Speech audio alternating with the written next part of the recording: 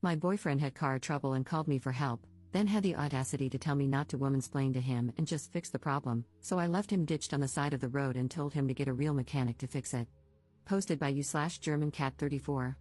I, 26F, had been dating my boyfriend, Nick, 27M, for almost a year, and something that has always bothered me is how Nick does not believe in maintaining or taking care of his vehicles. Background: to give some context, Nick bought his car brand new about 5 years ago and has put about 70,000 miles on it. Since purchasing the vehicle, he has never had an oil change, nor does he perform any kind of regular maintenance. I want to clarify that Nick's refusal to maintain his vehicle is not due to financial insecurity. He has an incredible job that pays him very well. As a hobby and side job, I like to restore vehicles for profit. I am by no means a mechanic. I mostly clean up vehicles, do bodywork, and paint restoration. However, I do have a pretty fundamental understanding of cars, and I know how to do the basics. The story: Nick called me yesterday on my day off, telling me he was about 10 minutes away from my house and had a flat tire. He asked if I could come help him out. I grabbed my tool bag and headed out. When I arrived, I saw that Nick not only had a flat tire but that his front left rotor was cracked, the rotor is part of the car's brakes, and his rim was bent beyond repair. I told Nick his car was undrivable and that he needed to call a tow truck. However, Nick started arguing with me, insisting that it was just a flat tire and not a big deal.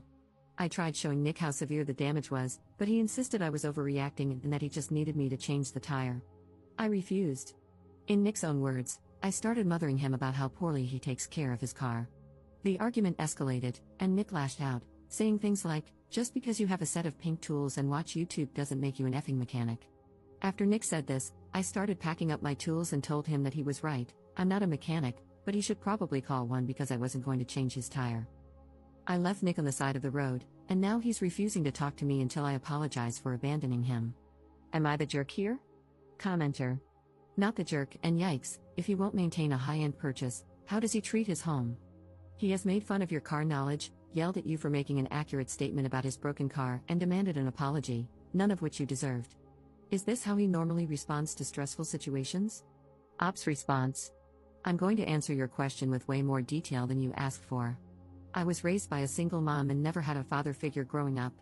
When something broke in our house, I would teach myself how to fix it, and my mother always encouraged me to explore how mechanically inclined I was. After I met Nick's parents, his father and I really bonded over our love for cars and fixing them. Every time I went over to Nick's parents' house, his father and I would inevitably end up in the garage tinkering. Nick has always been insecure about how quickly his father and I developed a relationship.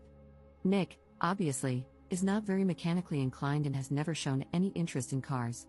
The relationship I have with Nick's father has been a sore spot in our relationship for a long time, and I think that's why Nick lashed out the other day. Update 5 days later. Thank you so much to everyone who commented on my original post. I spent a few days reading all of your comments and taking some time to self-reflect. Vehicle update: Nick drove a Nissan Versa, and after I left him on the side of the road, he ended up calling a tow truck/mobile mechanic. When the actual mechanic arrived, he told Nick everything I had already explained to him. The mechanic also refused to change his tire and said he would only tow the car to a repair shop. Nick refused to share the full extent of the damage to his vehicle with me, but it must have been pretty bad because, instead of repairing his Nissan and wasting all that money, he decided to buy a new car. Relationship update: earlier today, I invited Nick over for dinner.